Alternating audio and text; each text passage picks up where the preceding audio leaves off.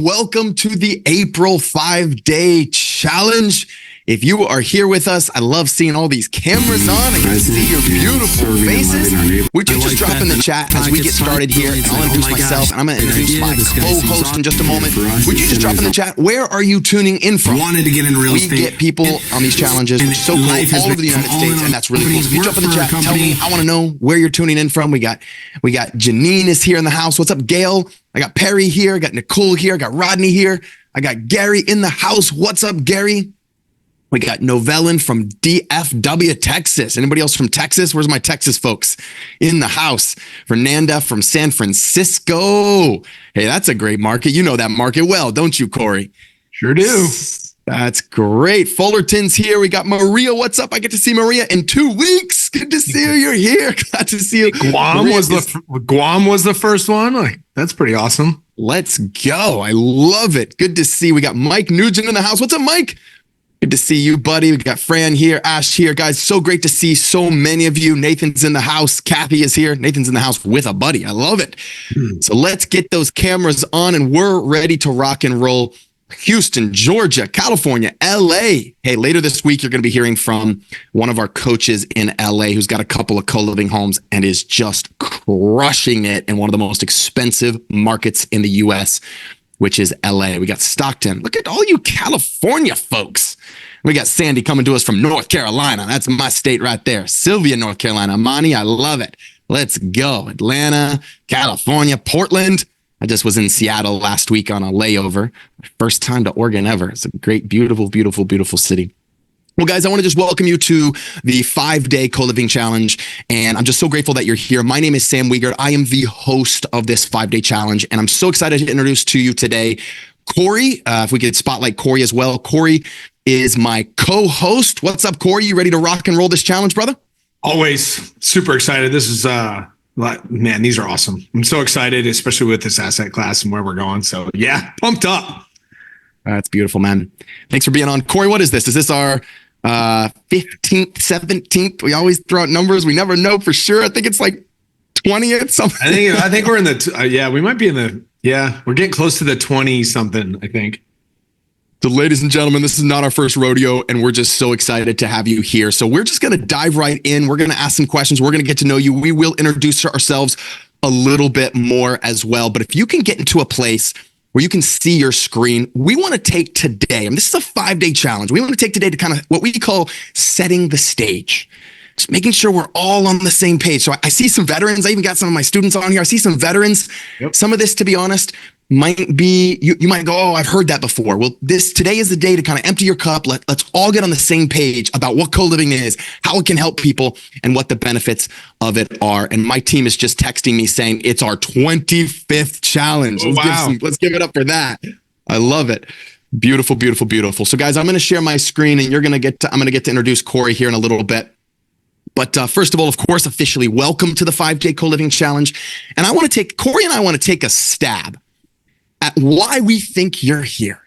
You're probably here in this challenge for similar reasons why Corey and I do co-living and why we're all in on this asset class. And so we believe that co-living is one of, if not the best and fastest ways to create financial freedom without having to have millions and millions and millions of dollars or any real estate experience at all. Now, of course, if you have real estate experience, that's going to help you tremendously, but it's not a must to get started in this asset class. I was on an interview today, actually. I did a podcast. I have a podcast. Let me slow down and just say that. Don't say that 10 times fast. And it's called Scale Your Real Estate, the Scale Your Real Estate podcast. And I interviewed a couple today that their first ever house they bought, as a couple, they lived in one of the rooms and they rented out 6 other rooms. And it was their first ever house. They're in California. They're in Roseville. What's the town? Rosewood, California, I think it was. And it was so cool. They're actually making money to live in their home, and they've had an amazing experience. They've been doing it over 3.5 years. So that is part of their journey to financial independence, and we hope to show you that as well on this challenge. Now, we also believe you're here. We get a lot of people that show up to these challenges because they want to do good stuff with their money. You know, they want to do something that actually helps people. So it's not all just about the money. It's about using co-living to help solve affordable housing and the crisis that we face How many of you, by the way, could I just get a raise of hands or a thumbs up in the chat if you fully realize that this is a crisis in America today? Anybody? Anybody see that?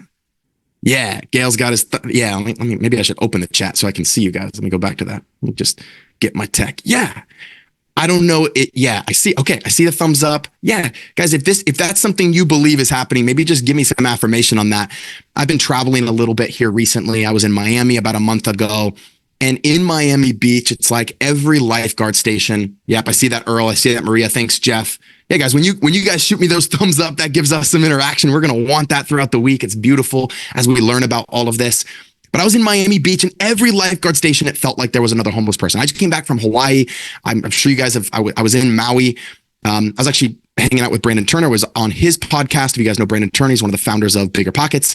And on the beach, there was just tents. And I literally saw it and I was like, this is what co-living is here to solve. So I really, truly believe we're not just doing something that creates a bunch of cash flow. We're doing something that's truly needed in America. Amir popped in the chat, said 200,000 shortage in New Jersey. Guys, he didn't say 2,000 shortage of units, 200,000 shortage. There's experts out there that have said we are millions, like 7.3, I think is like the official number of millions of people in the United States that need housing. And so that is what you're going to learn. You're going to learn to do something that does good and creates cash flow. Now, I don't want to come out of the gate only talking about money, but I do want to talk a little bit about what co-living is. Guys, co-living is really simple. It's raise your hand if you've ever in your entire life, and I can see you guys on my screen here. So when you raise your hand, I do see you. How many of you have ever had a roommate in your entire life? Raise your hand. Give me a thumbs up in the chat. If you, okay, almost everybody here has had a roommate. Ladies and gentlemen, that is co-living. And that concludes the 5-day challenge. Is there any other questions about co-living that you have? Because that's it. I'm kidding. Thanks for coming. Nah, we got lots more to cover.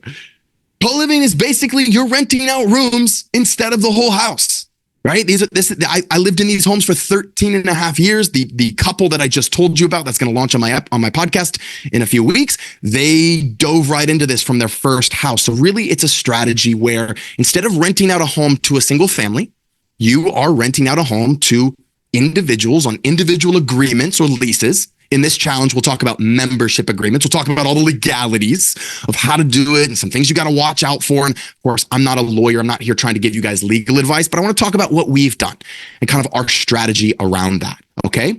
And so that's co-living. So I want to just talk about kind of why we believe it's the best and fastest way to financial freedom. I'm going to show you an example of a house that I own. And I want to be really clear because I get some people in here, they're like, well, what I'm about to show you is not a guarantee of income. Is that really clear?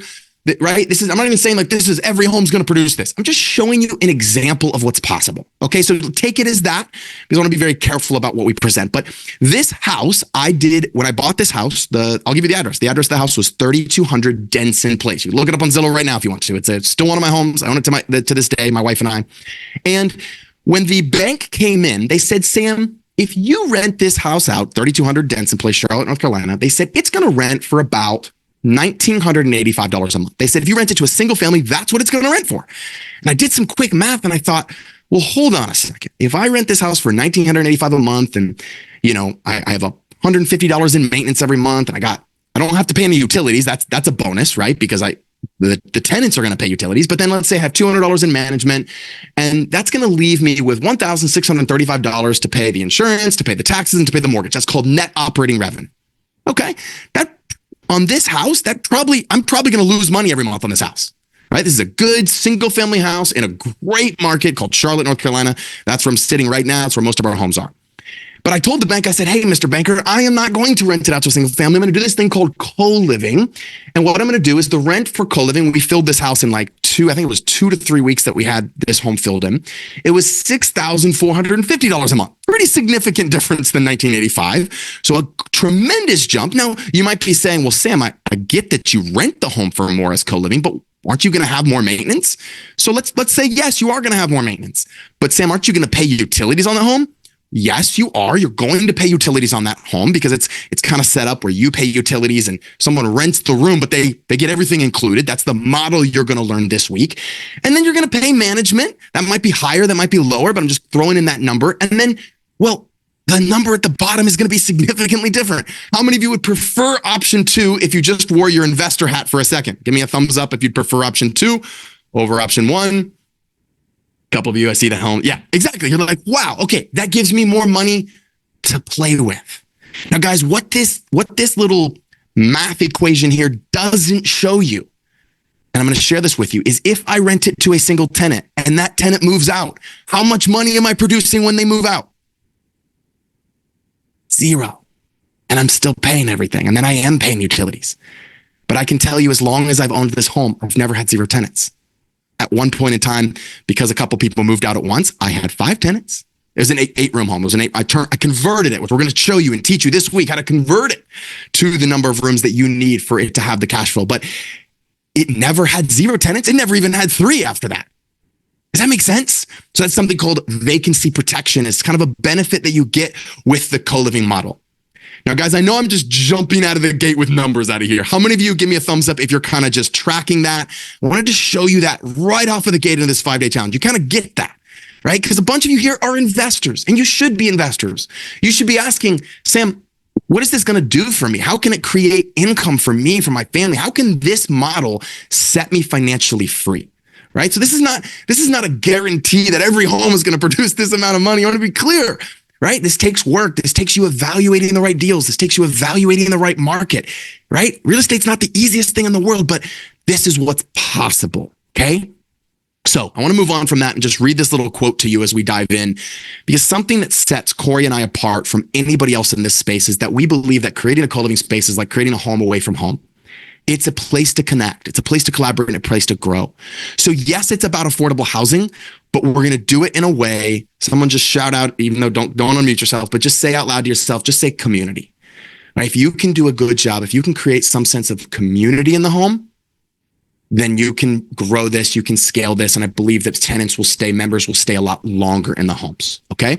But who lives in these co-living homes? Because I get this question, like, I don't know. Because is there anybody in here, by the way, that just jumped in this challenge and was like, I just want to see what this is about? Like, I don't even know what this is about, but I want to. Is there anybody? Can you jump in the chat? Rodney's like, that was me. I just saw something. I just want to jump in. Thank you, Rodney, for your honesty. A couple of you, iPhone 3 Apostle. Yeah. So if that's you, Zoom user jumped in, thumbs up. Thank you for being honest. Some of you were just like, wait, I want to kind of find a little bit about this. So today is about getting on the same page. Thanks, Melanie, for being honest about that. Who in the world would just rent a room? Who would do that? Right? And Cindy, I love what Cindy said. I really believe in co-living. Of course, you're in Portland, Cindy. So that's huge in that area. It's desperately, desperately needed. But I want you guys to think about your everyday. I want you to think about who you interact with every day. Think about, like, okay, you go to the store. Maybe you go to Target. Maybe you go to Walmart. Maybe you go to the grocery store. Think about how much money are those people making at the grocery store? What, $15 an hour? $20 an hour? Right? Think about who puts your luggage on an airplane. Right? I just had a bunch of flights the last couple of weeks. Who puts my luggage? How much are they making? What about the call center worker that's in the States? Because we, believe it or not, we still have stateside call center workers, right? Like, how much are they making? Who works on your car? How much are they making? Where are they living? I know if you live in a big city, if you're in Charlotte, you're not making enough a lot of times after tax to pay for what a studio apartment would go for, right?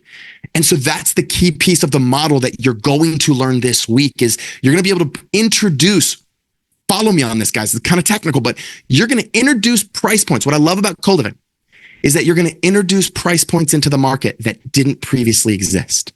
Because if the lowest thing in your market is a studio apartment, what's lower than that? What's lower than a studio apartment? Well, rooms are. And they don't exist until you introduce them into your market. Does that make sense? So we're truly creating something out of nothing. It's not like we're competing with the apartment buildings. We're not. We're introducing price points at 50% of what a studio apartment would go for, 60% of what a studio apartment would go for, right? And that's going to be key to this model. Okay. And then while you do this, if you do it correctly, this is an example of one of our students, actually one of our coaches. His name is Chris.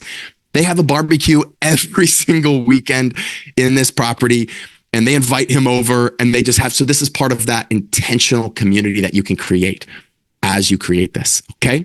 How many of you give me a thumbs up if you're kind of picking up what I'm laying down? picking up what I'm laying down. You kind of get that gets you excited. How many of you that honestly what I just went through, just from the numbers side of things, but also for the community and the affordable housing side of things, you're kind of like, okay. I think there's very few things in life that come by that are truly win-wins. And that's hopefully what we can share with you this week, is how this can truly be a win-win. Yeah, I love that. Yeah. Monique says, affordable living is so needed. I found a great house I wanted to do this with before I knew what it was called, but believed the county limit of 4 unrelated people per house who did not buy the property. Yeah, guys, we're going to talk a lot about this limit. A lot of times some of these jurisdictions have. Now, again, I'm not a lawyer, not giving legal advice. Of course, I will say that there are some jurisdictions that are very friendly to co-living. I do believe Oregon, the state of Washington just passed a bill legalizing co-living in the entire state. It's beautifully well written. You guys should look that up if you haven't. We'll try to find the article and drop it here for you guys. But we'll share with you kind of how the big companies and how we are modeling so that we kind of operate within the legal area in a way that we don't get in trouble. And we're going to share that with you. We'll cover that a little bit today. And we'll cover that a little bit tomorrow as well. So you're definitely in the right place, Monique, with that as well. All right. Corey, are you still with me, buddy? I want to take a moment and just give you a second to introduce yourself. And then I'll introduce myself. And then, guys, we're going to get to know you a little bit right now. Jeff already has one co-living property, trying to perfect the system and scale. We can share that with you for sure. We're at hundreds of units ourselves, Jess, so we can definitely support you. You're in the right place, brother. Good to see you on. Take it, Corey. Tell them a little bit about yourself. All right. So thank you so much, Sam. So my name is Corey. I'll be the co-host this challenge, our 2020 whatever. I think it's like we're going on like 12 or 13 together, me co-hosting. Yeah. So I just want to say thank you. So I mean, basically right there, right? Born and raised in New England. I saw some Massachusetts, Connecticut people. And you'll see my New England Patriots mug that I'm drinking from. I always got those New England people that I connect with. Moved to Los Angeles in 2001 after playing college football. Met my wife, Jo, who's in there. I got 2 stepsons that are in there and 2 of my own, my daughter, 13, and my son, Zachary. So I own gyms I got into fitness after, the college in 2003. Started my own business in 2009, 2013, bought into a franchise. So I owned 4 boot camp franchises in LA and, got through COVID, but for 10 years, it's tough. Like, it was tough. And so I sold my gyms, we sold our house, and we moved to Arizona. Both of our older boys were going to be going to Grand Canyon University, which is here in Phoenix. It's not in the Grand Canyon. So we're like, let's get out of LA. And I saw some LA people. I lived in Los Angeles for 20 years, so I know what it was like. I know what it is like. And yes, there's a huge need there. But we moved to Arizona, and then I heard that your podcast, and I was like, man, that is brilliant. What an incredible concept. And so, I joined you, and here we are now. We have our own co-living properties. So we own 2 different co-living properties. We have 19 bedrooms. And then I work with Vibe Living, which you'll see down there, director of sales at Vibe Living. We are the largest co-living company in San Francisco. We have over 450 rooms, and I'm responsible for filling all those rooms. I got real estate licensed, and then I also now own a co-living management company here in Phoenix, where we do property management for co-living. And let me tell you that between just from the last 6 months to year, the popularity and the numbers and the insanity that is happening here in Phoenix and all over the country is exponential. So there's a lot of investors getting in. This is literally ground floor. I keep saying it, and I tell everybody, I think this is the Airbnb. This is the next Airbnb of real estate, except the difference is we're solving a problem for affordable housing. We're helping people get in, as to where Airbnb hurts affordable housing, right? You're taking houses away from people to live in. And this class, you guys, this week, you're going to learn so much. I guarantee you, you're going to get a ton of value. And I'm just super excited to be able to share it with you. And by the end of the week, I guarantee you, you're going to have a ton of information, and your eyes are going to be open. And if you didn't know what you wanted to do before, I'm gonna bet that you might have a much clearer idea after these 5 days. So I'm super excited to be here. I'm super grateful for all of you. And I'll say this one last thing: Sam and I take your time we value your time. We understand time is important. You're taking time away from your family, your kids. I've got, my kids. So we're going to value that, and we're going to pour as much value into this week as possible so that we make sure that that time's not wasted. So thanks for being here. Yeah, 100%. Guys, let's give it up for Corey. Can we give him some love for being on, him taking his time to do this? I also want to just share that he did not misspeak when he said in San Francisco, 450 rooms in San Francisco, one of the most expensive markets in the United States. For those of you that are like, oh, this can't work in expensive markets, or if that thought has ever entered your brain, then we will just hope you, I want you to know that you heard that correctly. So we'll dive into that. I'll take a quick moment, just kind of introduce myself.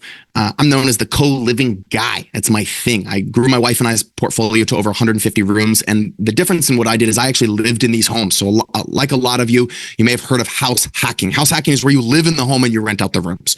But what I would do is I would just consistently buy new homes. And I would just rent out the other rooms as soon as I would leave the other one. And so that allowed me to grow. And then obviously when I met my wife, I had 6 roommates and she said, I'm not marrying you unless we get our own place. And I said, okay, we're going to get our own place. And then it became a true investment. And when it becomes a true investment, that's when I believe it becomes co-living. Co-living is an investment. House hacking is where you're living in it, trying to just reduce your expenses and maybe make some money as well.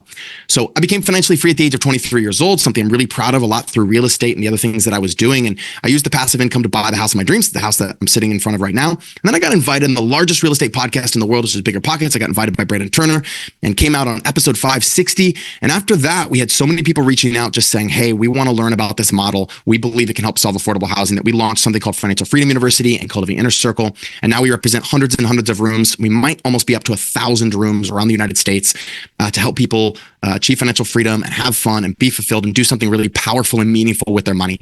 And so that's been really, really cool and really, really meaningful. And so this is not our first rodeo. We're not at 10 rooms or 20 rooms. We're doing this times hundreds and hundreds of rooms and helping people around the United States do this. And I get a couple of you are asking like, hey, is this legal? Can you rent out rooms in your home? And I promise we will do a deep dive into it, into that and kind of how it has to be done, how it needs to be done as well. Now, what I don't always tell people and what people don't always know about me is that growing up, I had severe ADD and ADHD. I was not the most focused real estate investor out there. And I was an extreme introvert. So I didn't have communication skills. And if somebody's on here and like, well, I don't know if I have everything to be a real estate investor.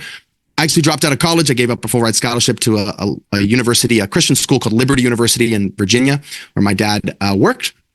And my dad actually failed miserably in real estate. Does anybody on this challenge have someone close to them who bought a bunch of properties and just failed in 2008? And like, after that, they just talked total crap about real estate the rest of their lives. Anybody, or is that just me? Because a lot of people lost. Yeah, thank you. Okay, I see your hand, Lois. Thank you. So a couple of you did. Great.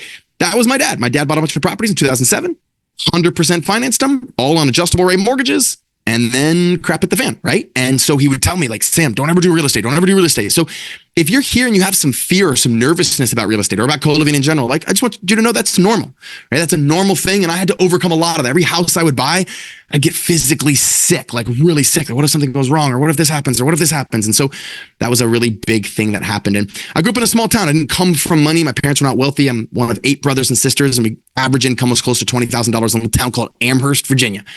And, my mom just raised the family because we were all homeschooled, and my dad worked at a nonprofit university. He didn't make a ton. And I was desperately afraid to invest in real estate. We even get physically sick. I just shared that, but I'm sharing all that to say I had 0 professional real estate training. And so if this is something that I can do, if I can figure this out, then, you can too. I just want to kind of capture everybody in that and say, look, this is a journey through real estate. It's not the easiest journey in the world. This is, if you came on for a get rich quick scheme, that is not what this is. You can exit the Zoom room right now because that's not what this is. This is about learning and understanding how real estate can make you wealthy and create generational wealth. Okay. So what I want to do now is I want to get to know you guys for a moment. And what I'd love to know is just, would you guys take a moment and jump in the chat? And I know some of you are probably driving, but I see a bunch of you with your cameras on. I know I've got some of my students on here as well, which is awesome. But regardless, would you jump in the chat? And I want to know, we already asked you where you're from. So all of you put in where you're from. That was so cool. I want to know 2 things as we dive into the rest of this today. And I will say this as well. Corey and I we'll go about 75 to 90 minutes on these challenges. And then what we're going to do after that, guys, is we just kind of open it up for a free-for-all Q&A. So if you're like, I have this question, I want to get this question answered. We just hang out, We take questions. We have content. We have tons of content, but then we'll also answer questions. So if you stay on for that portion, we'll answer your questions. You can raise your hand. We'll have a conversation. It'd be really fun. But what I want to know is, where's your portfolio currently at? And if you're starting, just drop in the chat. I'm just getting started. I got nothing. Or I just jumped in here to find out what co-living was, right? That's okay. And then the other thing I need to know from you all is, what do you want to learn this week? Obviously we've got our curriculum, but I'll be honest, Corey and I kind of shift. We shift based on the crowd that we have. If you guys are look, I really want to, a bunch of you have asked about legalities and all of that. So we're going to deep dive into that. We're going to share that. We're going to go into how that's possible, how the big companies are doing that, how we're doing this, how we're getting 7, 8, 9, 10 people to share a home. What does that actually look like? So if you take a moment, please, we're going to give you literally a minute to do this right now. What's your portfolio currently at? If you're at 0, it's fine. It's fine. And what do you hope to take away from this week, this challenge, this 5-day challenge? A lot of people, even some of my mentors of mine, were like, Sam, if you do those challenges live, you're going to take up too much of your time, and it's going to. And I was just like, I love doing this with you guys. We're here to serve you guys. So as you can tell, this is not a recording like a lot of challenges are. This is live. We're here. We're spending time with you because we enjoy it. We enjoy teaching. We enjoy connecting with you. We enjoy hearing your stories, and so that's going to be part of what we're doing this week. So we got a bunch of you. Suhit, I think I'm saying that name correctly, is one multifamily in Philadelphia. Chabozas, just starting. I love it. Cynthia's just starting in Florida. Great. Sarah's getting her real estate license. I love that. Or Sadia's getting her real estate license. That's awesome. No. Awesome. Great. And I want to hear too, Ted is brand new. Welcome, Ted. Glad you're here. Janice is from Houston. Janice just got a few rooms rented in your house, right, Janice? Powerful. I love it. I love it.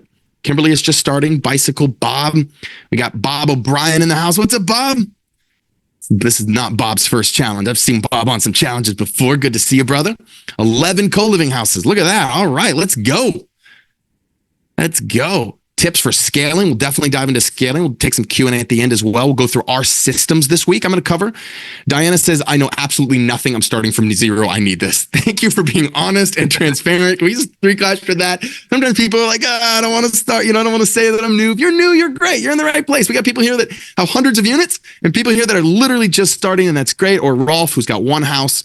Yeah, drop in the chat. What do you want to take away? We've got Andrew here with 260 rentals. Andrew would be crushing it. Love it, Andrew. Congratulations. That's just in Chicago. He's got 22 in Florida. I love that. Nice. Maybe we'll talk a little bit this week about converting. We've got a lot of students that are kind of taking their single families and trying to convert them to co-living to increase cash flow. That's a huge model as well that we're starting to see. Some of you have sober living homes. I love that. Yeah. Currently house hacking. I love that, Christina, Elaine. I won't go through every single one, guys, but I love this. New to preparing a 10-room house. Let's go, Debbie. I love it. See, a lot of you have some experience in this. That's great. We will have one whole day will be about running numbers, and we're going to actually give you guys as a gift. If you stick around for the whole challenge, we're going to gift you the calculator we use to run the numbers on our properties. It's a really sweet little calculator. We have 2. We have a basic and an advanced one. We're going to give you the basic one, but it's the one I used for years to evaluate co-living homes. So you guys will get that. Love it. Alexandria, Virginia. Fran's got lots of rehab experience. Those of you that have lots of rehab experience, this model is going to be gold, because most of my properties for 10 years were all bought on market, right? Imagine being able to buy on market deals, that cash flow well. And then when you add off market, or you can get rehab deals, that wasn't my superpower. We're just now getting into that side of things, and the ground up construction thing. For co-living. And so that's going to be really cool. But if you have that experience, Fran, you're going to do very, very, very well. I love that. Yeah, Sandy, I really love Sandy's heart. She says that the autism community needs housing. I actually have a good friend who has a special needs kid. He's starting a kind of a co-living house for special needs, and I think it's beautiful. So I really love all these answers, guys. This is amazing, amazing, amazing. How about investing, getting the money? Yeah, Sandy, we'll talk about raising capital. That'll be day 4. We'll talk about raising capital, and all the types of loans that you guys can get on these properties is going to be covered really, really nicely. We actually have we've got some lenders, because we have some great connections with lenders. We have some lenders that are doing some really creative stuff in the co-living space that I'm really excited to share with you guys when we get to that as well. We got Amir from Camden, New Jersey. He's got 30 rooms. I love it. Let's go. And they get paid for by grants. That's amazing. Tomorrow, we're actually going to be talking about, so Amir, I'm glad you said that. Tomorrow, we're going to talk about how you can get the government to pay you to rent your house this way, right? And that's going to be really, really, really powerful as well. All right. Well, Corey, we could sit here and read these stories all day. We'll come back around to them, but let's rock and roll. And let me share with you what we're going to cover these 5 days. Would that be valuable? We'll kind of share with you. Today is day one. That seems self-evident, but today is the proven strategy to financial freedom. Okay. So today is about setting the stage. Today is about you understanding what your financial freedom number is, how many co-living homes you need to get to that number. We're going to be covering that before we get off today and before we take Q&A. So today is setting the stage. Today is getting us all on the same path of why real estate, why co-living, and what are some of the numbers behind that, and how is this actually a powerful vehicle? Now, day two, this is tomorrow, so this will be Tuesday, is where we start getting into the nitty gritty right from day two, guys. So day two is we're going to show you our exact formula that we've crafted over the last 15 plus years on what makes the perfect co-living home. We're going to talk about the difference between pad split and what we teach, and kind of how we create a community in the homes, how we have a community space in all the homes. We're going to be talking about that. That'll be tomorrow. And then tomorrow will also be how do you get the government to pay you to do this? Like, how do you get a property, even if it's your primary residence, and how do you rent out a room and get the government to pay you? We're going to talk about that, which is really powerful. Day three is going to be for a lot of you that are like wanting to scale. How do you make a co-living home clean and quiet and safe, so it doesn't bother people and people beg to stay in your co-living home? What do you do? What are the systems that you have to have in place? Because I'm sure some of you have that thought, that question of like, Sam, does that really work? Can you really do that at scale? Like maybe one house, but can you do that times 2 houses, 3, 4, 5, 6, 7, 8, 9, 10, 50 houses? Can you do it? Yes, you can. We'll show you the systems that we use, the exact systems we use. Day four is evaluating and funding the deals, right? So yeah, what kind of loans do you use, Sadie? How do you get debt service loans on this? How do you get local bankers? Here's the craziest thing. I'm going to give you a nugget. This is the spoiler alert, but I'm telling you anyway. How do you get a local banker to evaluate a co-living home based on the income of the home, right? How do you get them to how do you get them to appraise it like a commercial building? And if you guys don't understand that concept, basically evaluating it based on a commercial building would most times give it a much higher appraisal value than just evaluating it as a single family home. And you have to know that you have to have the right relationships to do that. So it's pretty cool. Some of the things we'll talk about on day four. Now, day five is how do you fill these freaking homes? How do you get them full? And that can be hard. That can be difficult because you got to get the right people in, right? We're going to talk about that. How do you get to this place where you have leads, and what do you do to create that? And then after that, we will have an invitation for you, which we'll talk about in a moment. It's called Financial Freedom University. So that'll be cool. Now, the best gift you can give someone is your time and attention. I'm going to cover this real fast. I'm going to ask you guys to do 3 things. If you're serious about this challenge, and if you're not, that's okay. Like I told you, this isn't like a get rich quick thing. This is just us teaching you the principles and the concepts of real estate. Is if you would just add all 5 days into your calendar. It's the same time, same place, same Zoom link, all 5 days. We're here Monday, Tuesday, Wednesday, Thursday, Friday. We'll be here live to deliver on you and deliver for you, and to be here live with you and to take questions and things like that. Please have your video on and be as engaged as you can. I get energy from you guys, so that's really powerful. And then at the end of every day, if you want to get the most out of this 5-day challenge, we are going to give you a little bit of homework. Do the homework.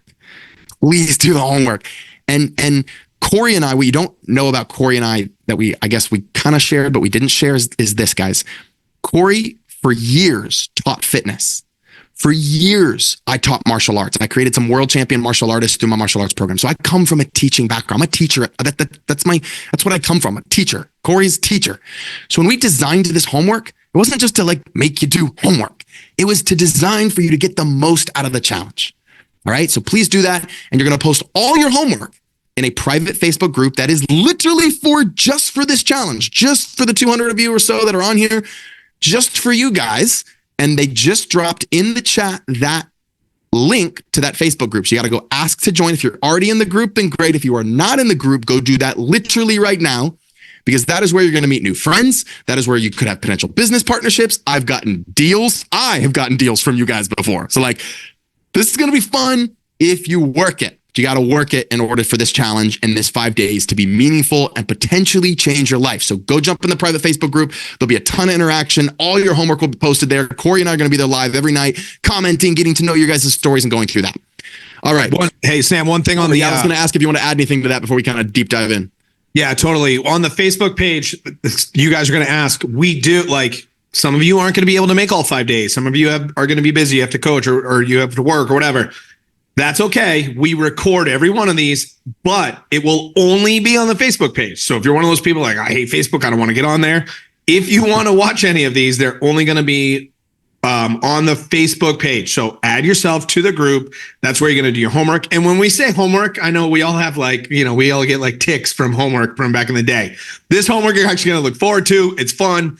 It's everything that we're doing during that day, and it's all set for a reason. And we're going to tie it all in together at the end where it's like, hey, remember day 2 and day 1 homework? Look at what now, hey, day 4, see how they all connect.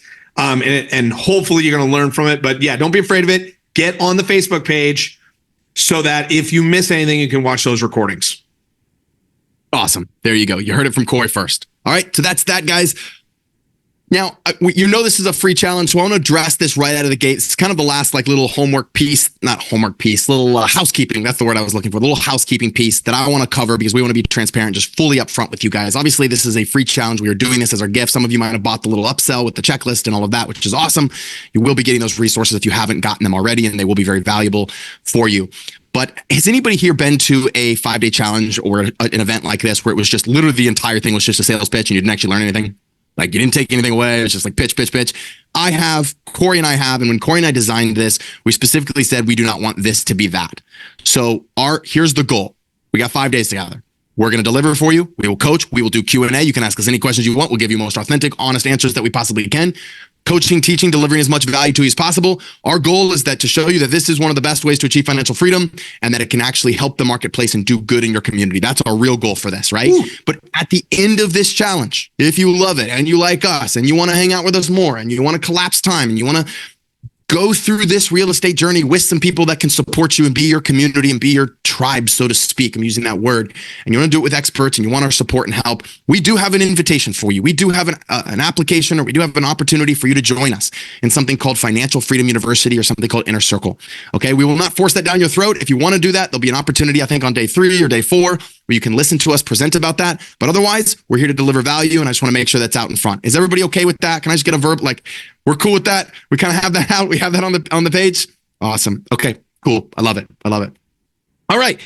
Is this program for you? I'm going to rapid fire through this, guys. Just for time's sake, we got to get into some things. So this is for you if you want better returns. If you're a brand new investor, a rookie investor, it's for you. You want to retire and work for fun? You're in the right place. So be a social entrepreneur. That's what we call when you do good with your money.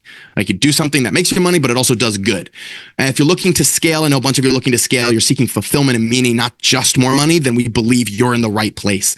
This program is not for you if you believe all the myths. There's a lot of myths right now in the real estate space. Oh, real estate's too expensive. Well, it's higher than it has been, but you still can make money from real estate, right? Or interest rates are too high.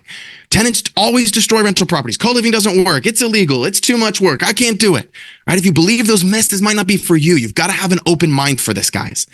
If you're not willing to invest time and money in yourself to learn a new investment strategy that could change your destiny, right? And we try to be upfront about this. Real estate requires hard work. It requires learning lessons. You have to stomach the ups and downs. That's important. If you're not willing to do that, then real estate's not for you. That's important. Now you can compress that time by having mentors and going through programs like this. And that's why it's so key. If you're listening to the wrong people, maybe you're listening to people who don't have the wealth or haven't actually done it themselves.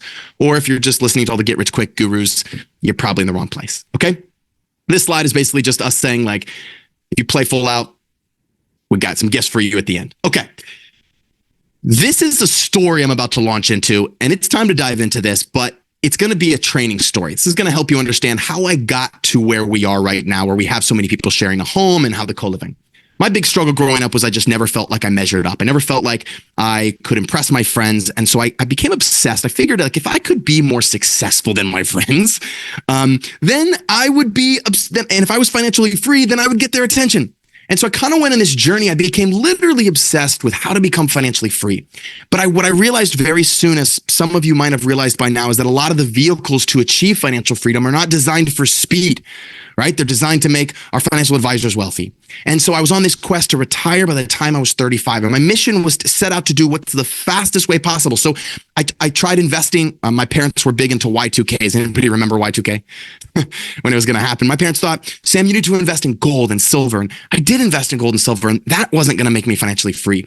But what I do like about this is that it taught me the principles of financial freedom. And Corey and I have decided we don't want to just be a tactics company where we teach people how to all the coolest tactics to make money. We want to teach the principles. And so I'm going to teach just a couple of quick principles. If you're a note taker, would you jot these down, please? The first one is, these come from a book, by the way, called The Richest Man in Babylon. If you've never read The Richest Man in Babylon, it's a most amazing book. You should read it with your kids. You should. I reread it. I love this book. It's an amazing book. And the first principle of this book is that to become wealthy, and I'm not talking rich. Rich, you can get rich and lose rich, right? I'm talking wealthy over the long term and creating generational wealth. To become wealthy, you have to follow these principles. Number one is you start your purse to fattening. Now, I know this sounds weird, but it's written in old English. So they have all these weird ways that they say it, right? And this basically is some of you got on this challenge and you needed to hear just this. Save 10% of your income, minimum. If you can house hack a home and save 50% of your income, which some people that I know are doing just that, then great, that's what you should be doing. I don't care if you make $1 million a year. If you make $1 million a year, you should be trying to put aside as much as you possibly can. That's your purse is growing. That's a principle that no matter how wealthy you are, still holds true to this day. The second principle is to control your expenditures. How many of you, give me a thumbs up in the chat, guys, or raise your hand and wave at me if you've ever heard of this term called the lifestyle creep. Has anybody heard of lifestyle creep? Anybody ever heard that? Two people who are not asleep. One person. Okay, never. No, some of you have. My wife has. My wife is on. Only my wife has heard of the lifestyle creep.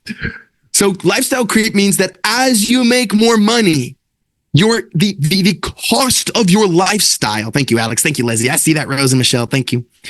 As you make more money, your lifestyle will increasingly get more expensive because that's just how it works. Has anybody ever experienced this? You're like, I'm making more money, but I'm not saving any more money. I'm making more money, but I still have more month left than I do at the end of my money, right? That's called lifestyle creep. So one of the principles of becoming wealthy, I don't care what tactic you're taking. This could be a Bitcoin class. It's not. I don't believe in that, but it could. But honestly, this is still a principle that holds true. You have to know where you're spending. We're going to talk about that a little later today. We're going to give you a strategy for that. You have to make your gold multiply. So you have to invest wisely is principle number 3. Once you have money saved, you have to then invest it, but wisely in something that's not going to be lost. That's the essence of wealth building. You have to invest in something. You can't just save it. You can't just put it under your mattress forever. You have to invest it in something that gets a return. This might feel basic for some of you, but guys, this is incredibly key that you understand the principles of long-term wealth.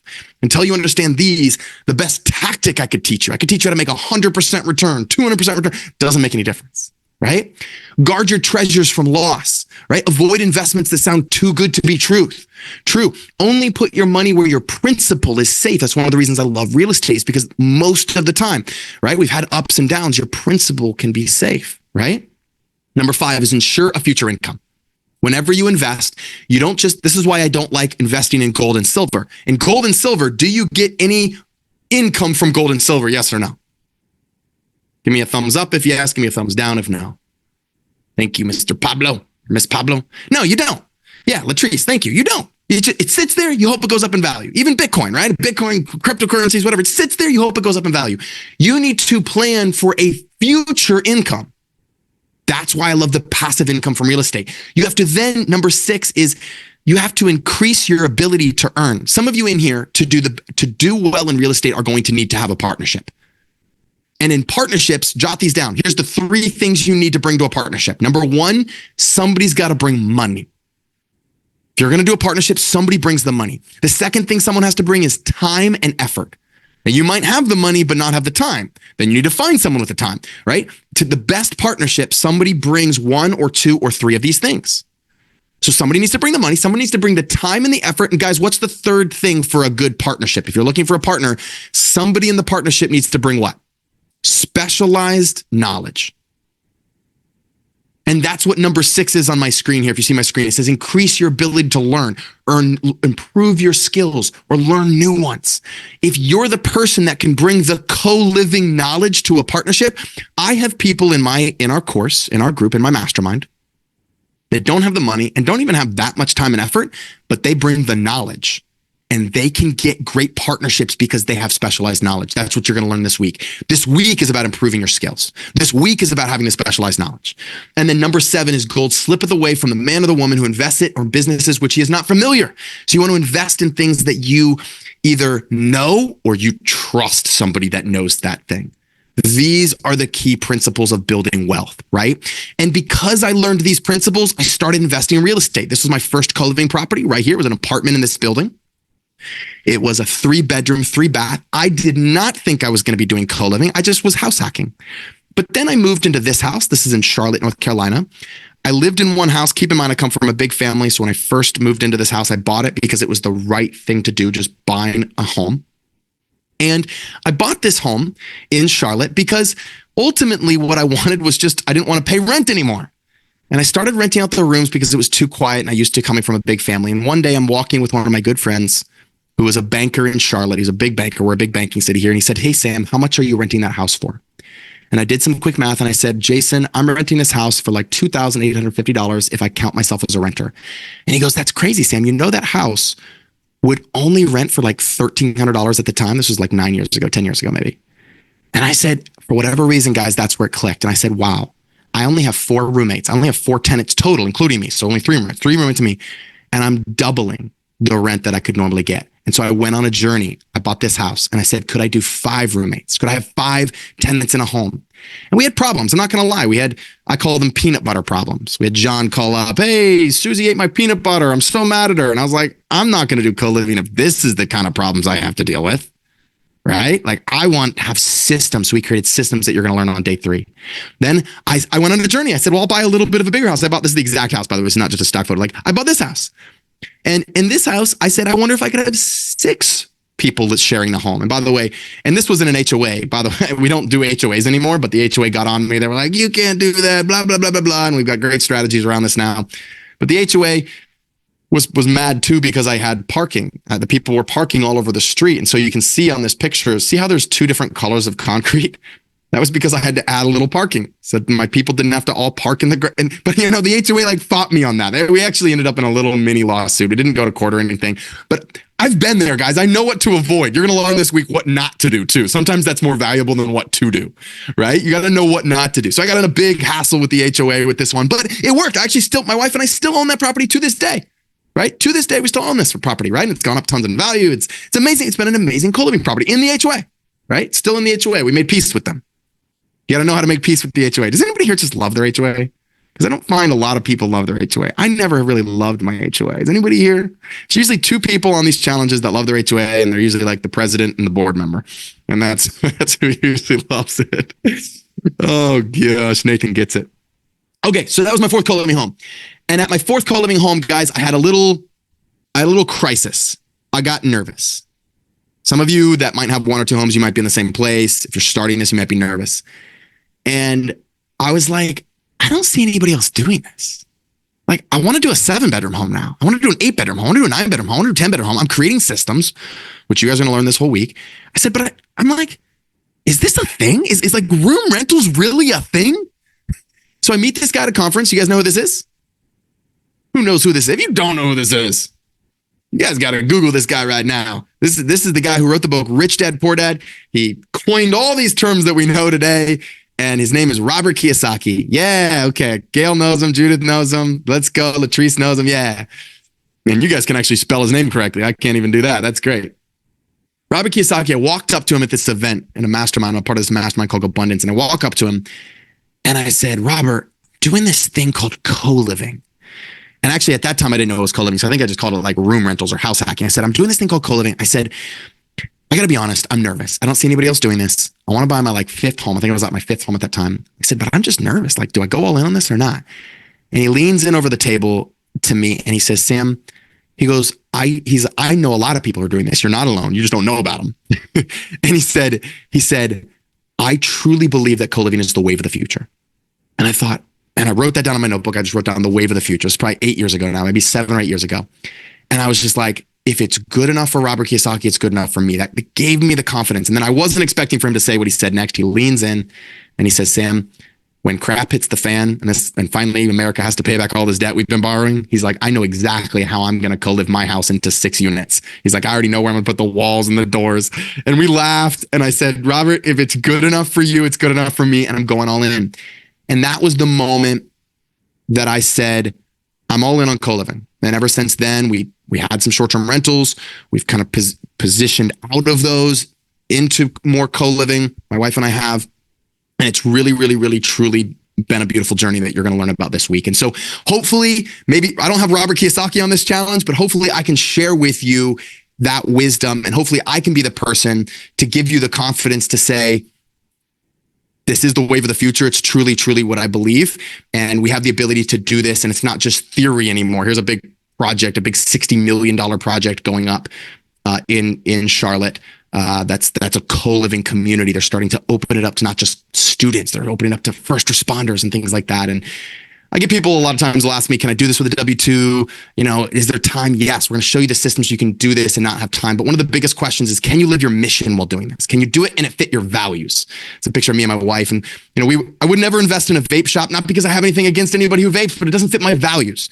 So we invest in things that fit our values and we encourage you guys to do the same.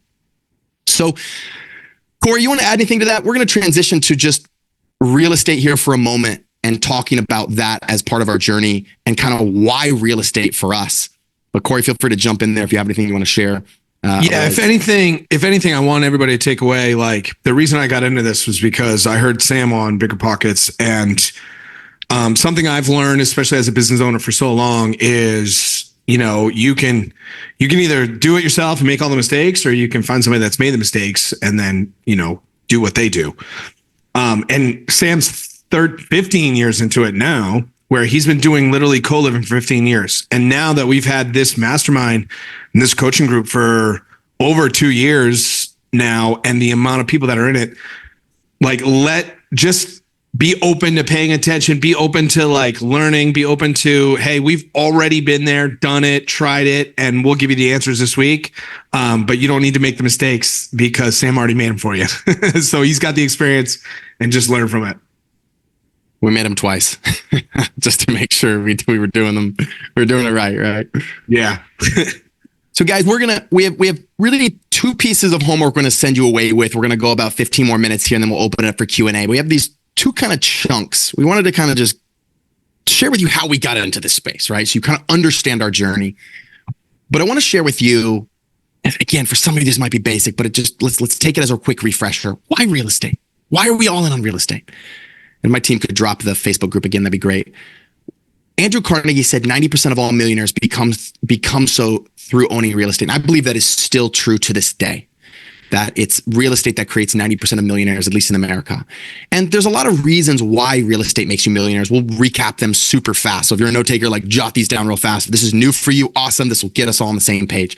Number 1 is cash flow. So real estate is one of those things that you can generate monthly income to yourself, right? Actually, someone just jumped in the chat. Wanted to pull this out.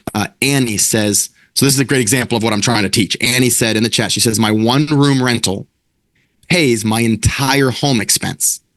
It's $1,000 to $1,200. I don't know what MP stands for, Annie, so maybe you could clarify that, per room in New Mexico.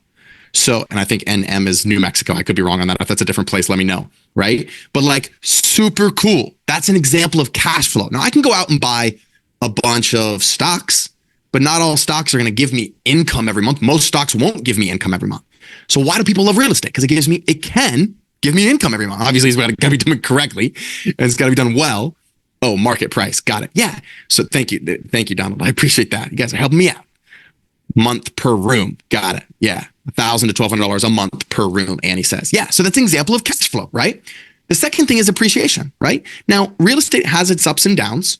But because America is printing more money, real assets like real estate go up in value, because real assets, real things like food and houses and microphones and all the things that we've seen go up tremendously in value as our government has just printed trillions through COVID, right? They have to go up because you're measuring it to, there's more of the thing that you're measuring it against. So there's more of the dollars. So now this has to go up. And so it's a hedge against inflation in a lot of ways. And if you buy in a good market, it can appreciate tremendously, right? We've had homes go up not just 10% or 20%, but 100%, right? Doubled in value, right? right? Which is crazy. And so appreciation is one of the secret benefits, the hidden benefits of real estate. The next thing is leverage. Guys, what does leverage mean? I'm going to give you a quick example, and I actually want you to play this with me real fast. I want you to pretend that you walk into your banker, just walk into wherever you bank. You sit down with the banker and you say, Mr. Banker, I am going to buy $500,000 of the best company in the entire world. By the way, which company would that be? What's the best company in the world, guys? Drop it in the chat. What do you think the best company in the entire world is right now? What do people say? It's really between two big companies. Yeah, Janine. Yeah, RBN. Yeah, Google. Some could say Google. I believe Apple, in terms of what they have in cash and their numbers. And some people say Microsoft. So we could get into a whole debate about this. But let's say it's Apple. And you go to your banker and you say, Mr. Banker, I'm going to buy $500,000. I want you to give me, or Yvette says Amazon, could be Amazon. But let's say any of these companies. You go to your banker, you say, I want to buy $500,000 of this stock. They're an amazing company. They're potentially the best company in the world. And I want a loan from you for $400,000. And I'm only going to put down $100,000. Would that banker give you the loan? Yes or no? No. Yeah, they'd laugh you out of the office. No, I'm not going to give you a bank loan just to go buy stock. Right now, you can do some things on margin or whatever, but that's not how it works, right? But if you go to that exact same banker and say, I have a $500,000 investment property, and I want you to loan me at least $400,000, maybe $450,000 of it. Will they do it? Yes, they'll all at least take a look at it because smart money, bank money goes to real estate. They know they want to invest in real estate, right? And there's a lot of laws and reasons why, but that's just key. So you can leverage real estate, right? I think it was Archimedes, the famous philosopher, who said, give me a lever, give me a fulcrum point, I'll move the whole earth, right? Because he understood the power of leverage, and that's why it's so powerful. And then loan pay down. I think of this as a forced savings plan. You're going to pay down your loan consistently. And then there's something that's called depreciation. Last year alone, I think my wife and I wrote off, don't quote me an exact number, I have to look at the number, but I think it was over $1 million of our income through depreciation, right? That's huge, guys. That's like me I would have had to pay like 250, 300 grand in taxes, but I didn't have to because of this little thing called bonus depreciation, which we'll get into, which there are rules and there are regulations around this, but it's how the tax game is played. It feels so unfair. One of my good buddies got a tax bill this last year for $65,000. Right? And I didn't pay any. And I was like, man, it feels unfair. But if you play the game correctly, this can be a huge, huge, huge asset. Okay. So those are 5 reasons. So cash flow, appreciation, leverage, loan pay down, depreciation. Now we got to talk about one other principle. So that's why co-living. We've talked about why co-living. We've talked about why real estate. Now we're going to talk about why financial freedom. And we're going to ask you a very simple question. This is going to be one of your homework pieces tonight that you send away with. And I promise it's going to tie all together at the end. What does financial freedom mean to you? Corey, quick, 30 seconds, because we got to rock and roll through this. What does financial freedom, Corey, mean to you? Yeah, basically when I think of financial freedom, I picture my home on the beach in probably San Diego, the ability to travel wherever I want with my family because of the investments. And really, to sum it up, it's like financial freedom means I can do what I want with who I want, when I want, whenever I want, without asking anybody's permission. That's what it looks like to me. So guys, that's a definition he has of financial freedom. And Corey, if you get ready to share that, our little calculator that we're going to give everybody tonight, I think that'd be really cool. Financial freedom for me is similar. It's for me, my parents did not have money for us to fly anywhere. And so I wanted to be able to fly, but I wanted to be able to fly privately. That was always my dream. Like, man, if I could have a private jet, like that'd be so freaking cool. There's a picture of my friends and I. We rented a private jet for my buddy's birthday, and we flew to Miami and had this birthday party. And it was like such a cool feeling to be able to afford that and for investments to be able to pay for that. And my wife and I had this dream. It's my beautiful wife right there. And if we could spotlight my wife for a quick second, she can come on, just say hi to everybody because she'll be on throughout the challenge answering questions in the chat as well. But we wanted to camper van around the world. And that did not last quite as long as we thought it would last. It looks much better on Instagram than it does in person for anybody looking to camper van. However, it was a great experience. And that was our dream. That was something we wanted to do. And that was really powerful. That's what financial freedom meant to us. And so what we're going to ask you to do is a symbol. We're going to ask you, your homework tonight is going to be to create a symbol. And a symbol for you is just something that when you look at, you get excited about achieving financial freedom through that symbol. Now, you may know immediately what your symbol is. For me, it was simple. It's just a private jet. I know it's not the most altruistic, it wasn't like me giving out tons of money to charities, and that might be yours. But for me, it was just like, it's something that I look at. I have a picture of one on my thing, and it may seem vain, but just it's not the point of it. The point of it is just to like kind of get you excited, like, wow, a symbol of financial freedom. And we're going to use that symbol throughout the week, and you're going to use it hopefully for the rest of your life to keep you going, because real estate has ups and downs. And so that's what a symbol is. So Corey, talk about your symbol for a moment, and then we'll talk about mine, and then we're going to give you guys a quick exercise on this, and we'll dive into it. Yeah, my symbol, it's not like a material thing. People see a private jet, it's like, oh, I want a private jet. It's more about what that represents, right? That's what a symbol is, and it represents. And here's what I always have thought of when I think of like freedom. So when I used to interview employees at my business, I would tell them my vision, and I was like, listen, I want to get to a place where I can literally be like, hey, I can ask my friends, I can like call them up tomorrow. We're going to Santorini, Greece, and we're going to go for as long as we want, and it's all paid for. And we're going to stay for all we want. We're going to do whatever we want, and then we'll come back when we're ready. Like, that freedom and flexibility is exactly what I think it is. And that's why, and I don't know what it is, Santorini. Like, I haven't been there yet. I can't wait to go. I will go. But that's like what I want. That's my vision. That's what it looks like. And you guys need a vision. One of my mentors always says, that answers come later, reasons come first. So this is a reason. For you, it could be a picture of your family. So a symbol for you, I'll give you a couple of quick examples here we've in previous challenges. And this is so key to this journey of financial freedom. But one time we had a guy get on here and he said, Sam, my symbol is me walking onto a plane with my family, and in the background is a FedEx truck, and it's exploding into a million pieces, and it's burning on fire. And I remember thinking like, holy cow, that is aggressive. What the heck? I'm like, tell me more. He goes, because I work for FedEx and I don't ever want to drive a FedEx truck ever again. I'm leaving that life. I'm going into financial freedom. And we laughed, and he didn't have a picture because he couldn't find a picture, obviously, of a exploding FedEx truck. So we got on AI and we created him this vision of him and his family. And I gave him this picture the next day, and he was like, oh my gosh. And he put it up on his wall, and it was so cool. That was his symbol. So your symbol can be whatever it means to you. Another symbol we had a lady jump on here. She said, Sam, my symbol is broken golden handcuffs. Just destroy golden handcuffs. And I was like, what the heck? She goes, because they pay my husband so much money. He can't leave his job. And through investments, we will one day escape the golden handcuffs that he can't leave his job because they pay him like $150,000, $200,000 a year, whatever it was. And he hates it. He hated his job, but he couldn't leave it. And she's like, we will do, that's our symbol. Now, guys, if you have a symbol like one of those that I just described, how inspired will you be to get up and like work through the 5-day challenge, of course, but then beyond that, to go beyond that, to create wealth for your life, to create financial freedom for your life. So even if you've been in real estate a while, I'm going to challenge you. Create a symbol for you and your family. It's going to be a picture. You're going to post it on the Facebook page, jot it down. That is your first piece of homework, by the way, is to jot down what is your symbol and to find a picture of it and to post it.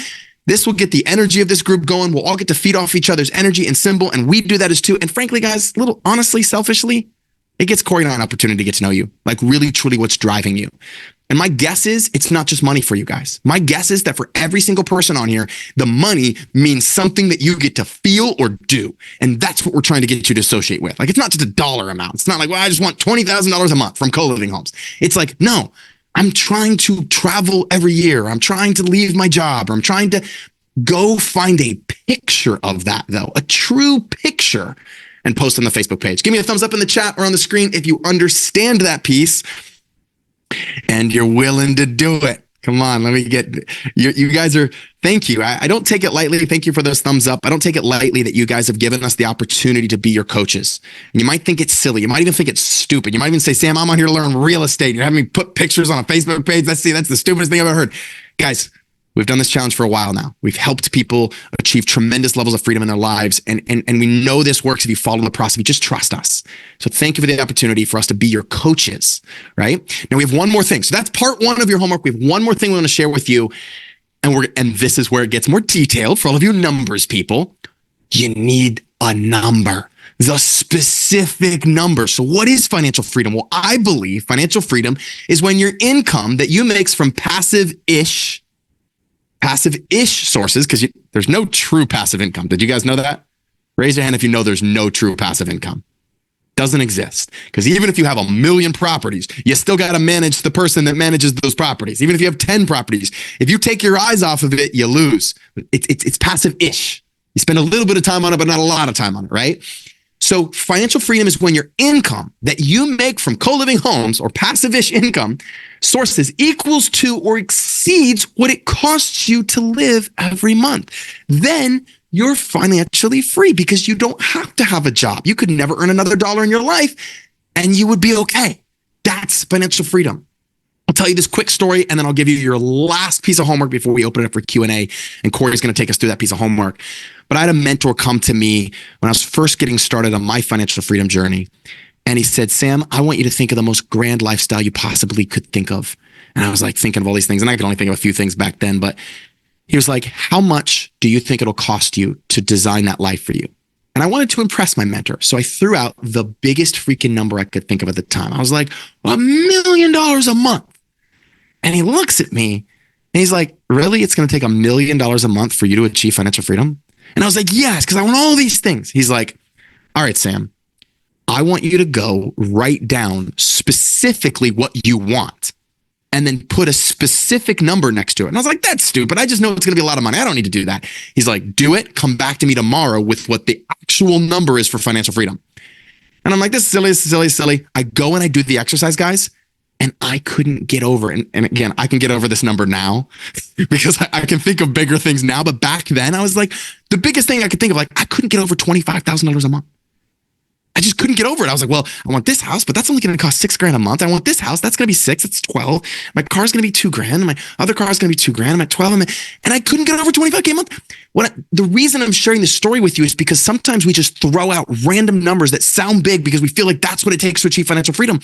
When if you guys would actually take 10 minutes, you know what I'm going to ask you to do, don't you? And this is the homework for tonight. You guys, some of you are like, oh no, I know what he's about to ask you to do. I'm going to ask you to figure out and not just guess. What would it take? How much money would you have to have coming in from passive like sources like real estate? Well, real estate, because that's what this challenge is about. So from real estate, from co-living homes, in order to be financially free. And guys, it's not just one level. There's 3 levels to this. So as I'm talking about this, Corey's going to share his screen. Level 1 is called the ramen noodle financial freedom number. And we're going to give you a worksheet. And we're going to ask you to give us, so the first part of your homework is to pick a symbol. And you'll see, please take a moment, even if you're driving, pull aside for a moment. This is the piece you came for. We will tie into this throughout the rest of the challenge. And so you can see, we're going to drop this in the link, or we're going to drop this link in the chat. We'll also drop it on the Facebook page. And I think we'll email it to you too. So be checking your emails throughout this week. Check your spam just in case our emails are going to your spam.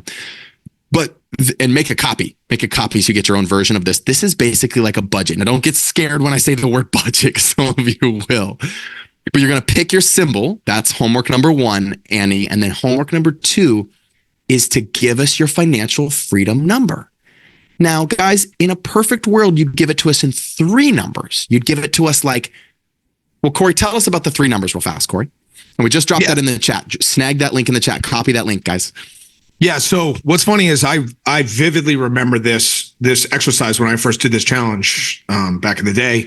And I was the same way. I had this idea of financial freedom means I can there's $1 gazillion a month. And it was this huge number. But in reality, if you think of every single thing that you pay for right now, and you're able to cover that with your passive-ish income, you're now financially free. That rest is just bonus. So what we've done is we've broken down a financial freedom budget. Now, if you're like me, I literally I see spreadsheets and numbers and budgets and I'm like, ugh, I hate it. And I've always hated it. And my wife is a very much number driven person. I'm a sales guy, I'll sell it. But when I finally did this, and I did this during the challenge, it was boom, eye opening, right? It was oh, wow.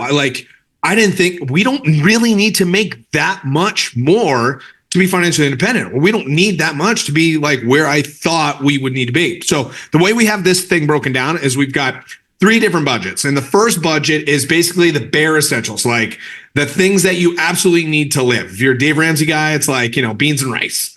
So you're looking at your bare essentials. Now, the way this is set up is it's got all this stuff on the left, right? Expenses. So we just break it down for you. This doesn't have to be hyper detailed. Not yet. If you do a budget, great, but it doesn't have to be hyper deep. Just fill in what you can. Even if you put in a few things, it's going to make a big impact on this week and what we teach you guys later on. But the bare essentials is just right, your food, your mortgage, your insurance, if you rent, clothes, not entertainment, right? Because if you're bare essentials ramen, you're not going out and hanging out. Gym membership, maybe. And then, if you have pets or whatever, right? So basic, whatever those numbers are, and we just threw these in here. These aren't anybody's. Just put them in here. It doesn't have to be exact. You don't have to go look them up. Just be like, I think it's $100. I think it's this. I think it's this. Go put that number up. That's your bare essentials, right? So that's like your worst case scenario. That's what I need. And then the next level, which is where most people probably are in this challenge, it's comfortable. It's like, you're comfortable, you're paying for it, you've got money for everything. Maybe you go on some vacations, you have a little bit nicer car. This is where you're comfortable. Like if I'm making this, I'm comfortable, right? Like we're not worried about spending. We can go out to eat dinner, on the weekends or maybe a couple times during the week. We'll go on a 2-week vacation or whatever. So whatever that would be, right? So, hey, that mortgage is $5,000 and that, rental insurance is this. And, my entertainment is $500. So it's kind of like, if I'm making this is comfortable for my life. And then the last one is like, okay, if I'm a baller, like I'm balling out, I'm a baller. What's that going to be? Like, how much is that mortgage? I want to have a $5 million home. Cool. What's that mortgage? Is that $30,000 a month? Right? Is that whatever? Right? How a car, whatever those numbers are. Now you're like going at it. And so once you get those three numbers, so at the end, you'll have those three numbers right here, total, whatever it is. And what we want you to do on the homework is we want you to put, okay, my ramen number is this, my comfortable number is this, and my baller number is this. And then have your symbol and just explain it, right? So that we can kind of get an insight to, hey, this is my symbol, this is what it represents, and here's my ramen, comfortable, and baller budget. And if you do that, it's going to be eye-opening for a lot of you, especially if you've never done this. And then one last point. I hated budget. I was like, ugh. But then once I finally started doing it and we got better at it, big surprise, our income increased dramatically. And then what my wife and I did is we used it as like a date. So we would now, we'd leave the kids at home. They're old enough to watch themselves. And we go to a coffee shop. And it's our like weekly thing. We go coffee shop, do our budget. Now ours is a little bit more advanced. Now we have our own. I don't know if you could see ours, but it's like a lot more. And we go through every single thing, have a coffee. And it's become like a date that we do now. And it's made a significant difference in our life, in our investments. Now we do it for all of our businesses. But it's very, very powerful if you do it. So I know what some of you are probably thinking, Sam, Corey, I came on to learn about co-living. What the heck are you trying to do? Make me... Guys, this is not a first rodeo. We can teach you all the tactics in the world, and I promise we will. We will get to tactics. But Corey and I made a conscious decision to say, hey, we're going to do these challenges. We've had literally thousands and thousands of people going through these challenges. And we said, what do they need to be successful in the long term? I can go teach you to buy a co-living home and put all the systems in place and do it with membership agreements and have all of that and manage it on your own and build a team to manage it. We've done all that. This is where the rubber meets the road. I don't care if you have 1,000 units. Doing this and getting an understanding for your numbers is so freaking key. I want to give you this one quick example of somebody that shared theirs from the March challenge. So this was actually from last month's challenge, not this challenge, but this is exactly what it looks like. This is Lisa coming in. She said, day one homework, finally got to it. Her symbol was this. It was this.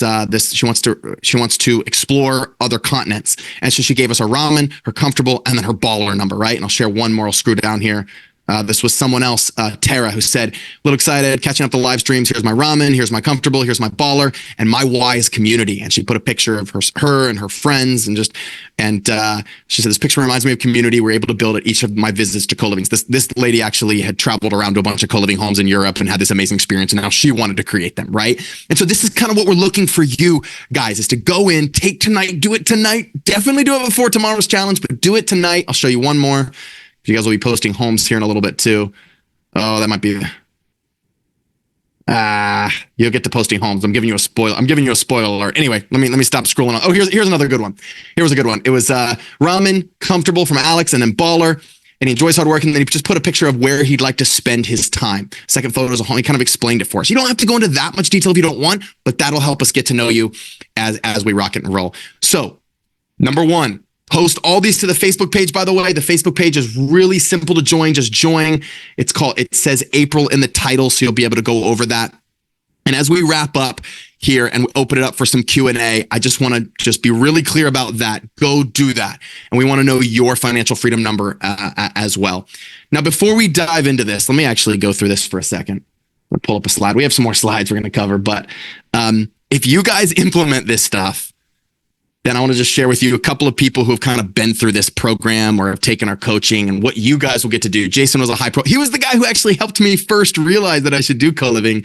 That guy ended up cashing out his 401k, has over 150 rooms in Charlotte, quit his like big 6-figure corporate job and now generates tens of thousands a month in revenue.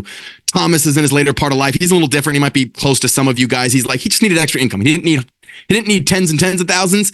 He just started renting rooms in his primary residence. And then he just bought a second home and just duplicated the process, kind of moved and bought, kind of like I did the house hacking. Now he just drives Uber for fun and receives like a few $1,000s a month from his houses. It's awesome. Mike is another great story. He was in a 5-day challenge just like you, sold an investment property, went all in. 5 months later, he had it rehabbed, had it fully leased. He did the marketing management. I think it brings in close to $5,000 a month, or maybe it was a little bit more than that. But just, it's possible. People starting right in your shoes. So will you be the next success story? So guys, here's the slide before we open it up for some Q&A. That's just basically congrats on getting through here, showing up, investing your time here. Post your symbol. So your 2 homework pieces are post your symbol and then give us your 3 financial freedom numbers, and do that in the Facebook page. We'll drop all of that in the chat. So snag that in the chat. We'll also post it on the Facebook page. We'll also email it to you. So make sure you do that as well. And tomorrow is where we get nitty gritty. Today is setting the stage. Today was big picture. Today was setting you guys up for this opportunity. Tomorrow is, okay, Sam, how do we find a home? So I'll give you a spoiler alert. Tomorrow we're actually going to be shopping. We're going to show you our technique. We're going to go on market. We're going to shop for what a co-living home looks like. And we're going to actually start picking out co-living homes. And you're going to get an opportunity to do that tomorrow and us coach you on that over the next couple of days while getting the government to actually pay you to rent your house. That's secret number 1. Secret number 2 is making the homes clean and quiet and safe. And by the way, if you don't do those 3 things, you will not do co-living well. You'll have a lot of problems, and a lot of the co-living companies out there that don't do clean and quiet and safe well are having a lot of problems. You got to master those 3 secrets: clean, quiet, and safe. So that's secret number 2.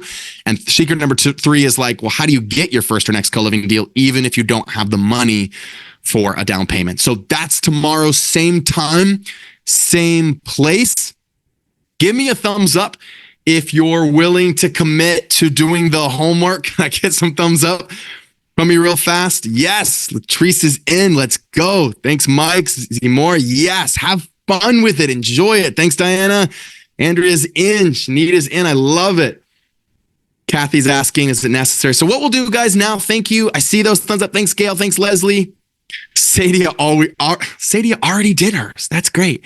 Guys, we want to take a few questions from you. So this is kind of the more unstructured time. So if you have a question, if you go down to the bottom of your Zoom screen, and I think you click reactions. And if we could spotlight my wife up here too, I want her to jump in here for a moment. But if you spotlight reactions and then just click raise your hand, this would be a great opportunity for you to ask questions. Could be anything about co-living. I know Kathy just dropped a question. Kathy, do you want to jump on and maybe just jump on this real fast? Kathy asked a great question in the chat. I'd love for you to ask here as well. Hey, my wife was just up here for a second. Let me give Latrice, we'll get to your question in a moment. Hey, Rachel, why don't you jump on and just say hi to everybody real fast before we dive into some Q&A. Just real fast, why don't you introduce yourself? Rachel's going to be on. She's been a huge part of this journey. Everyone say hi, Rachel. My beautiful wife. I married up for sure. Hey, Corey. Hey, everybody. Great. Thanks for being here. I'm Rachel Wiegert, co-founder of Life Door Rentals, our property management company, and wife to this guy, who you all are going to hear from this week, Sam Wiegert, the man himself who founded Scale Your Real Estate, and he lives, breathes, and talks this stuff. So he's not just up here a bunch of mumble jumble.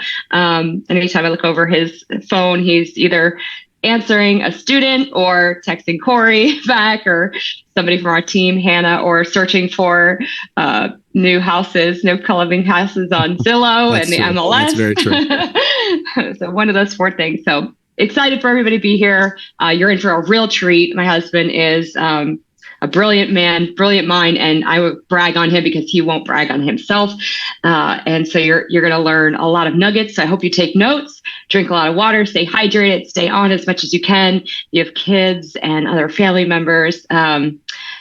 Just try to eliminate distractions. It's really good stuff, and working towards your financial freedom. So excited you're all in here. Kudos to you to taking the next step in your journey. And we're excited to serve you and support in any way that we can. Thank you, baby. Let's give it up for Rachel, everybody. Rachel and I just got back from 10 days in Hawaii, and we were spending some time with Brandon Turner and his team, and we were on his new podcast, and she is not lying. We did a lot of work on a vacation, and that was may have been a little fight moment for us, but we worked through it. So what we want to do, thank you, baby. Good to see you on. I want to take a couple of questions and we'll all jump in and just kind of, this will be the unstructured time. Otherwise, guys, if you have to bounce for whatever reason, please, I beg you to get the most out of these 5 days. Do your homework, post to the page. Corey and I will comment and look at every single one of those. And that way we get to know you and we'll see you the same time, the same place. But I want to just invite Latrice. Good to see you and glad you're on. What's your question? It's been great to see you in the chat. I can tell you're like been active already. I love that about you already. Congrats. Thank you so much. And thank you for what you're doing. Thank you for sharing. Yeah. Tell us where you're from and then what your question is. Okay. I'm Latrice and I'm from Joliet, Illinois, near Chicago. Nice.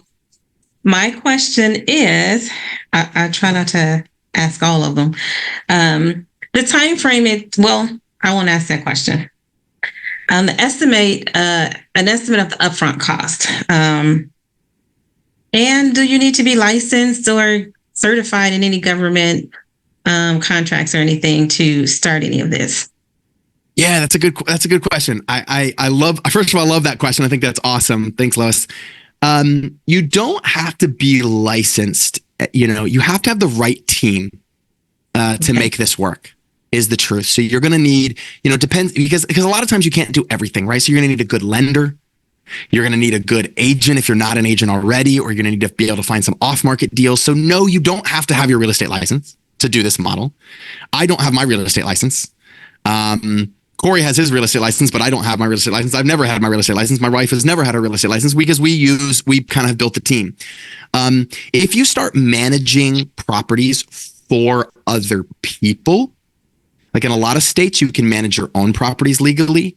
But if you start managing for other people, then it does require you to have a licensed agent, usually a broker on your team. And so we have a broker on our team now, but it's really about building your team. And this week we will talk about kind of who needs to be on your team. We'll talk about lenders. We'll talk about property managers. We'll talk about all the people, the pieces of the puzzle that you've got to build to make this thing come off really, really, really well. Now, when it comes to, okay, what are the upfront costs to get into my first co-living home? The answer to that varies insanely wildly, and I'll share with you why. It depends on what kind of loan you're going to get. So what I would recommend if someone's like just starting, you can actually get a loan for potentially 3% down if you are willing to live in that home, or maybe 0% down if you have access to like a VA loan or something called a USDA loan, which is a program for people that are in a little bit more rural areas. I don't know if your area would qualify for that, but there's programs out there where you could potentially get a 0% down loan on a house, right? And there's something we're going to teach this week called an invoice authorization, where we actually get the sellers of the homes to pay for the rehab work that needs to be done. We'll talk about that later on. So it could be as much as say 0 or 3% or 5% down if you're buying it as a primary residence, but it also could be if you're getting a commercial loan, it could be 20% down or 25% down, right? Which is significant. So that's why, Latrice, when I got my first 4 homes, I think it was 4 or 5 homes, I would move 1 year, save up enough to put 3% down. And I think these homes were like 300,000 or so, 300 to 400,000. So I'd have to save up like 9 to 10K to put down on that home because I could get 3% down homes. But that's only because I was moving in, and you can get one of these homes every year. And so that was something you can do to start. And then now, we don't have to do that anymore. I'm really grateful for that. We get to live in whatever house we want. And now we do it as an investment. So hopefully that helps you a little bit, kind of wrap your head around some of that.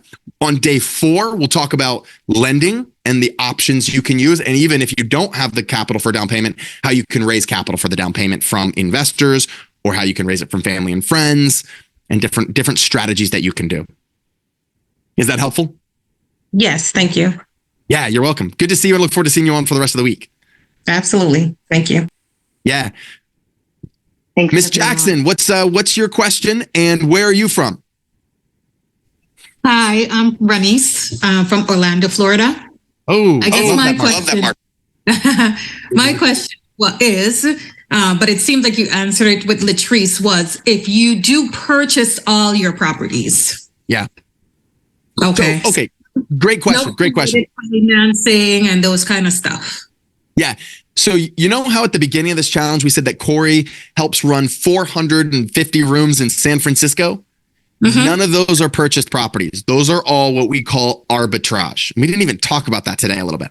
Okay. Rachel, my wife and I, we purchase all of our properties because of all the benefits that we told you about real estate. Like we want the tax benefits. We want the pay down on the properties. But you can do this model. You can go to someone who's renting out their house. And I know people are doing this. There's people in our course doing this. I have mentors that are doing this. And what they'll do is they'll go to they'll rent the home. Let's say they rent the home for $1,900 and they'll try to rent it out for $5,000 and they make the difference. Okay. And they never even have to buy the home. Now, I believe, to be honest, I believe in home ownership. I believe that you can get an investment property. You might have to move into it first and use some of the incentives if you don't have the capital to do a commercial type loan. But if you can buy it, I like buying it. But the arbitrage is a way to kind of get your feet wet and understand the model and learn the model. And then once you learn it, you can go and you can partner with people and really build wealth through buying the real estate later on. So it is a great way to start. And it definitely is something that's being done. We'll talk about it more on the challenge, but it definitely is something that's being done out there. But you still got to understand how to run it, how to operate it, all the systems that come in place. Qué bueno. Hola, hermosas. Is that helpful? Yeah.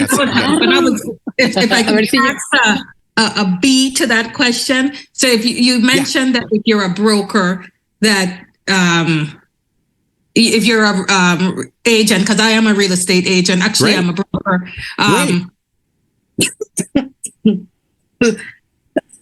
You're good. Don't keel over on us on the challenge. We need you. So would you say you can have your agents run a team or be your team? Yeah. Sorry. You okay? Embarrassing, yeah. You're okay. No, it's okay. Yeah. So I was just wondering if this could be a model for your brokerage as well, if you think so. I know you're not to property manage or to help people buy properties. Which one? Property manage it as well as maybe. Yeah. If you're a broker, I think you've got two huge opportunities that you need to pursue. 100%. And I know this. I actually have students in Orlando. I think it's a great market. Affordable housing is desperately needed in Orlando. I think it's a great market.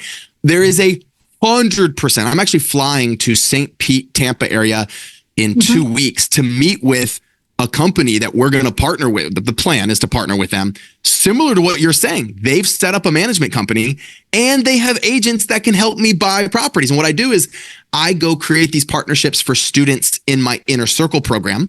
And then I help my Inner Circle students actually buy these properties. That's what I do as part of the program that goes beyond this 5-day challenge. So your opportunity 100% is to learn this model, train your team on it. You could absolutely create a property management company around this, but you guys have but here's where it gets even better for you. If you can manage the properties, then your agents can help people buy these properties. And now in a market that's a little bit slower and down, guess who's out there? Who's the expert in the co-living space in Orlando? You and your team.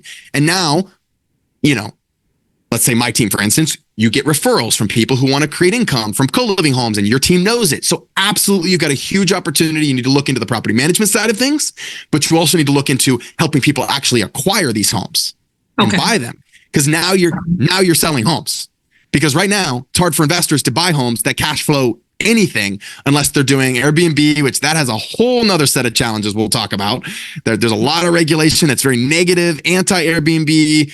The average daily rates are down. Occupancy rates are down. They're up a little bit if you're in the eclipse today. All the Airbnbs got booked out on that section. But overall, Airbnbs are not doing as good as they were a year, even 2 years ago, right? And so, and there's a lot of regulation that's negative. So absolutely, I'm kind of droning on a little bit here, but you have a huge opportunity. I'm excited for you in that opportunity because if you learn this, you can teach this to your agents.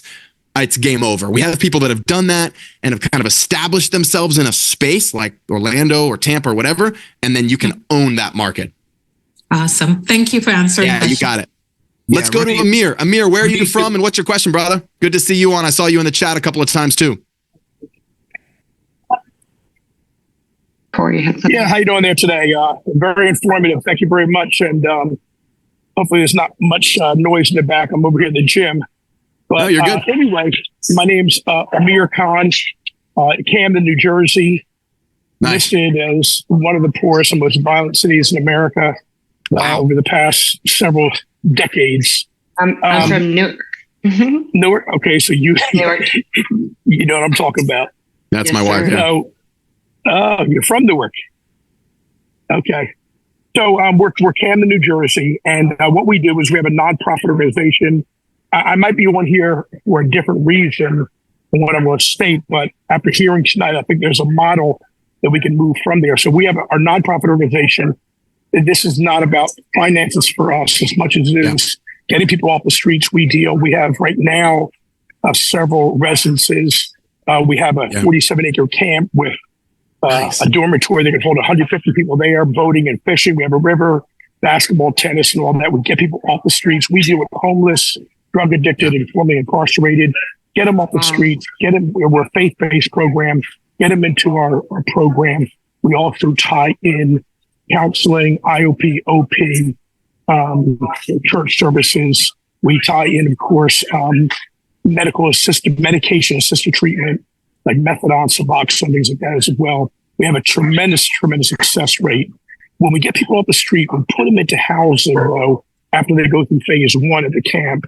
And we get them into housing where they're living for 1 year totally free of charge. Room and board's totally covered. Get them back on their feet, get this taken care of, this taken care of.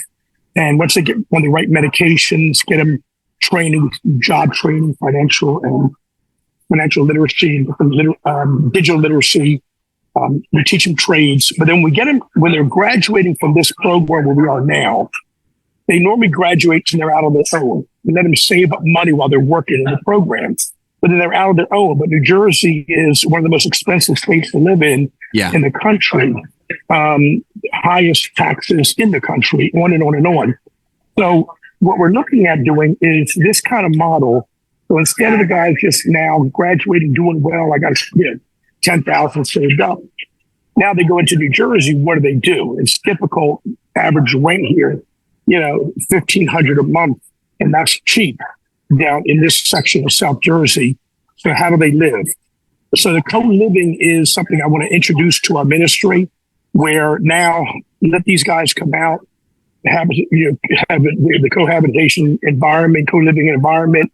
And that's what I'm here to learn about today. But I just want to pick your brain. Anything that you can give me some advice on, or have you dealt with anything like this in the past?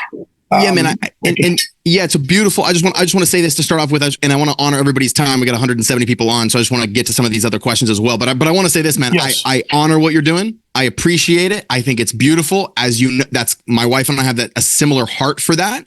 We probably fall a little bit more in the middle. We're also creating financial freedom, for people through this model, but that's a beautiful model as well. So I would just say, I don't have any specific advice for you right now. I would just say, go through the challenge. As specific questions come up, drop them in the Facebook group, raise your hand, come up with those specific questions. But otherwise, I think that you have an amazing opportunity. And where I think your opportunity lies, brother, is in partnering with investors who want to create community-based housing so that the housing's there when they get out of that program. Because if you have investors that are willing to buy the homes, let's just say somebody goes through this program here and says, yes, I'm in for this model. Yes, I want to do, I see the investment opportunity from it. Well, you have a beautiful marriage between you're the faith-based, you're the community-based part of this. But if you can have investors and they can get cheaper rent and they can be in a good house that's run according to the model that we're going to teach this week, then I think you could have a good marriage there. And so that's what I would be thinking about as this challenge goes on, and go from there. But let me get to another question, just because I want to honor everybody's time. But you're in an amazing place. Great to meet you, and excited to have you on the challenge. Bless you guys. Yeah, bless you. Yeah. Elaine, let's take a couple of more just for time's sake. Elaine, Elaine's from Detroit. I was just in Detroit last night. Tell us where you're from and tell us what your question is. Hey there. Thanks for taking my question. I am just north of Detroit. So I have lived in community for years, and I finally am ready to be the owner instead of just. Let's go. Okay. So it's time to do that. And my question is it set up a company first or find the property first? Where do I go? Yeah. Okay. First of all, I love this question, and I think it's a really, really, really good question. You know, there's multiple ways to answer this, but here's what I'll tell you, and maybe this is the best way everybody can take something away from this. If you find a good co-living property, then it's game over. Because if you have the deal, even if you don't buy it yourself, you could sell it to someone else, or you could partner in it with someone else, or you could flip that property to another investor. So for example, in the last 30 days, my wife and I have put, I think 5 or 6 co-living homes under contract. I don't plan on, but some of those I'm going to be passing on to my students, but I had to put them under contract really fast. I'm not even going to own them, right? I'm just going to pass them on. We're going to put them in their students, and I'm going to let some of my inner circle students buy those homes. I say that to say what I think you should focus on is tomorrow's content, finding the best deals you possibly can, Elaine. That is where the gold is. Start there. The rest of the things, the creating the company, the having the right structure, all of that are just details that we will cover, as you dive into it. Does that make sense? Thank you. I will try to do that.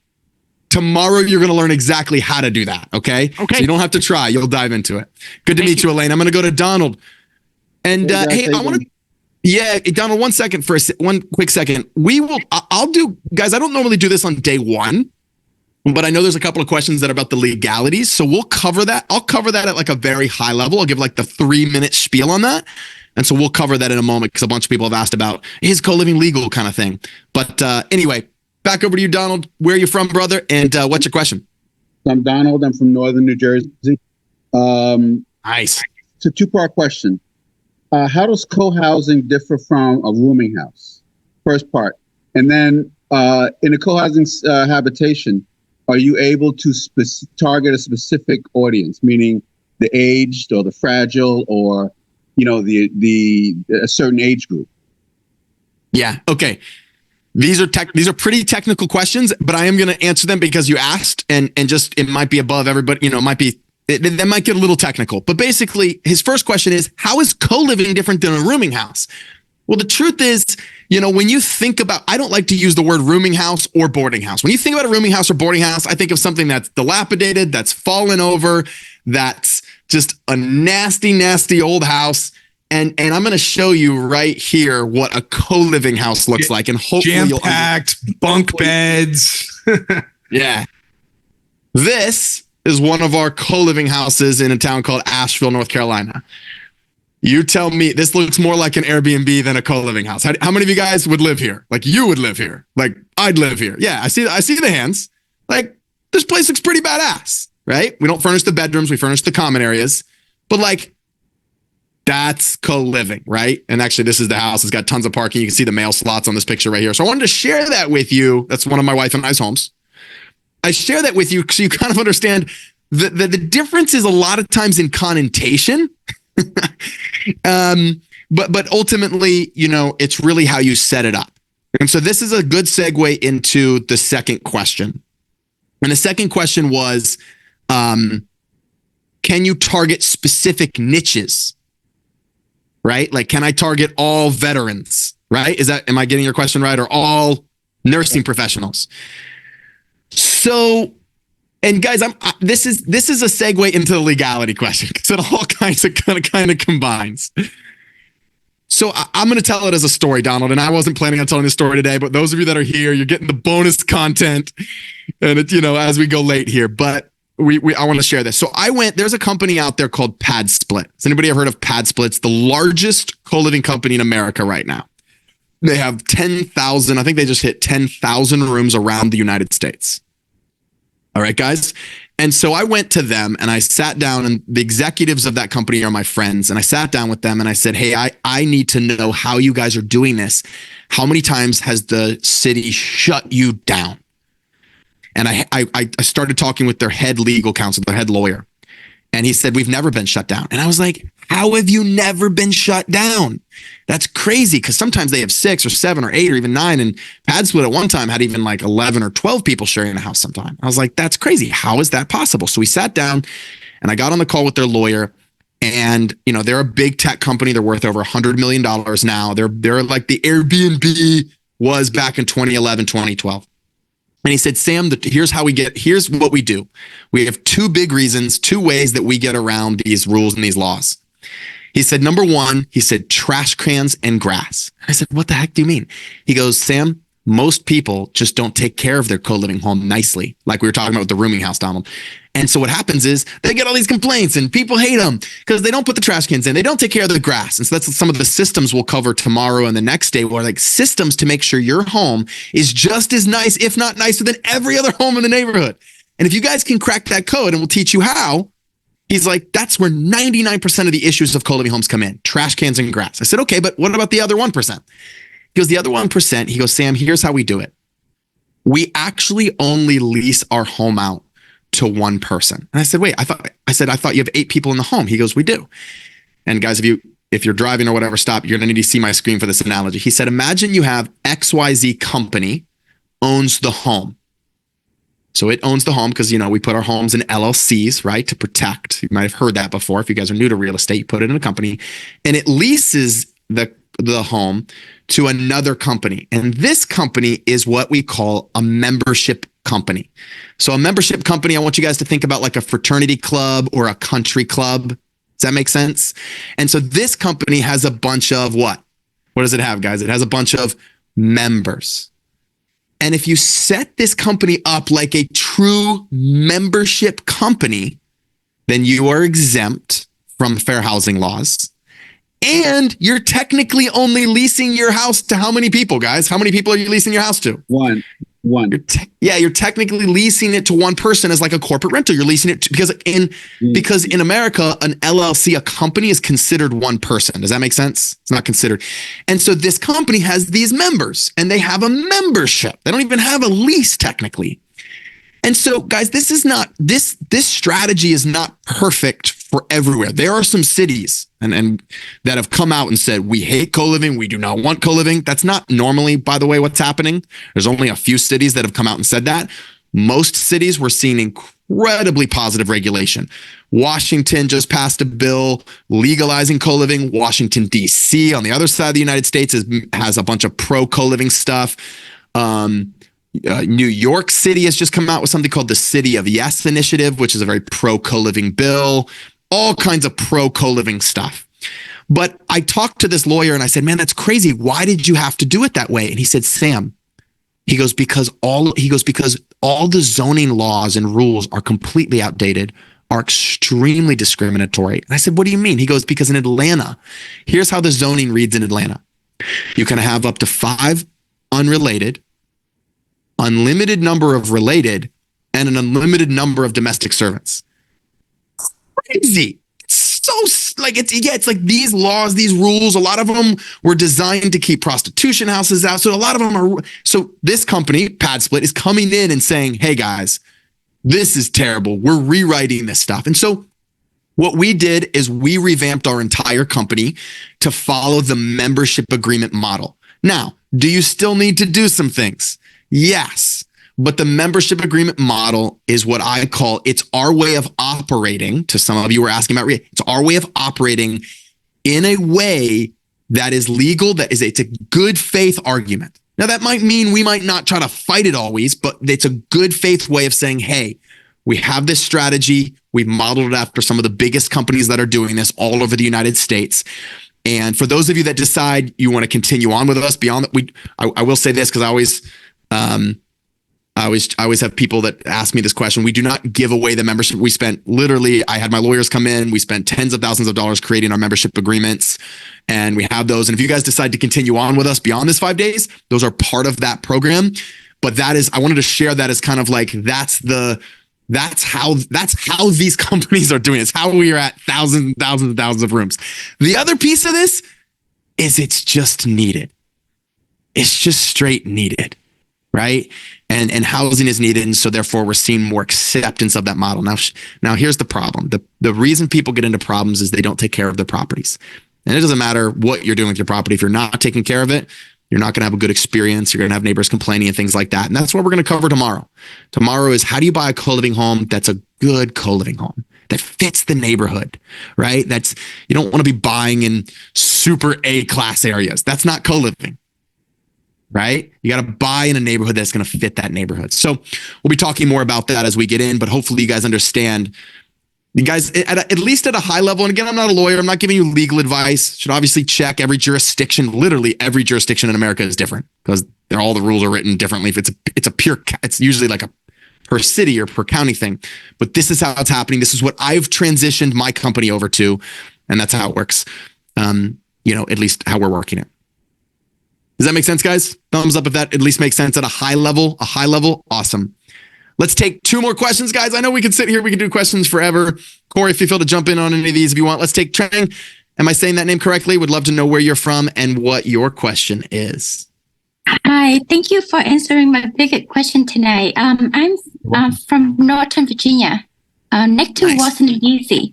I love that. It's a beautiful area. Yeah. I lived for many years in Charlottesville, Virginia, about 2 hours away. Yes, I love this area. So I honestly managing 9 room in 2 property right now. Great. And though 2 whole houses is very potential, I can actually make more room. But because of that, legal thing, I know that like in this area, we cannot rent it out for more than 4 unrelated people. So then with your answer earlier, we have to be a part of your organization to be able to use your membership agreement so we can rent it out to more tenant. Is that how it's going to work? That's not exactly how I'm trying to present it. I mean, you are happy to go. What I would recommend, yes, you have to. You have to join the program, or you can't join the program. You can't get. I mean, look, it looks like it's not easy for me to create my own membership, agreement. It's like it sounds like a big platform, and of course, like why not? If you guys have a good system, I would love to work with you guys. I just want to understand. We have 5-day challenge, and I just want to know, what I'm expecting, so we both don't waste your time. But it looks like I have a lot to learn from you guys. I really appreciate it. Yeah, I know people in Washington, D.C. that are doing this model, that are doing it more than 4. Washington, D.C. also, and I'm drawing a blank on the name of the law right now, but they are coming out with some new regulations that are very positive and very good for co-living. And some of this is a more detailed question. If you were my coaching client, I would ask you, we would talk about the risk. I would be able to walk you through this. And I want to be very careful because I have a lot of people on this call, and I want to be very clear. I am not a lawyer and I'm not giving legal advice. I'm just sharing with you what the big companies are doing, what we have modeled after, and what's happening and what's actually happening. So you can actually, I would highly recommend, if you decide to join our course and us support you in that, because that's a lot of what we do. We'll support you in your market. We'll help you make sure that it's as compliant as possible. We'll look into the details of the rules. We can do all of that. And then of course, using membership agreements is, I think one of the best ways to actually do this. But you don't have to. If you want to go and talk to a lawyer. No, I want to expand my business. I want to buy more property. That's fine as well. Yes, I really need your system. Yeah. I'm very excited. We will go into detail. We will dive into that more. And then on day 4, if you'd like to hear more about what happens after the 5 days, we have a little breakout session where you can actually continue on with us. And kind of learn what that is. I don't usually talk about this on day 1 because we want to deliver value, we want to answer questions. But so you're kind of helping me jump ahead. But that will happen on day 3 or 4. You'll have an opportunity to continue on. And I wanted to explain to everybody kind of how we're doing it now, so everybody kind of understands and can wrap their head around that. Right. Thank you so much. I like this group. They're all like, give it to me now. Give it to me. Like, let me just enroll. Where's the membership agreements? But literally, Corey, this is so fun. I want to say this, Corey, and I want you to say what you want to say. This is so crazy though, because when we first started doing this challenge, people were literally like, what is co-living? And now we get people on that are like, I'm already managing and I just want to take it to the next level. So it's like cool, even in the last 2 years, to see how much this asset class has exploded. We're excited about it. We love it. And so anyway, what were you going to say, Corey? I didn't mean to interrupt you. Yeah, what I was going to say, like, Trang, your question is great. It's like, hey, I don't want to reinvent the wheel. And like, and we'll talk about this when we don't, we told you we're going to give you all kinds of value. Everything that we go over this week is in our coaching program. Like, you'll have access to everything. Like, that's, so whatever you need to build a co-living, house, a company and all that stuff, we can give you, we'll help you with that. We've done the work and all that stuff. However, that doesn't mean you can't still figure it out and go do it yourself. But yes, the membership, and we'll discuss it more but there's going to be a million things that we go over this week that you're going to be like, right. You guys offer that? You guys offer that?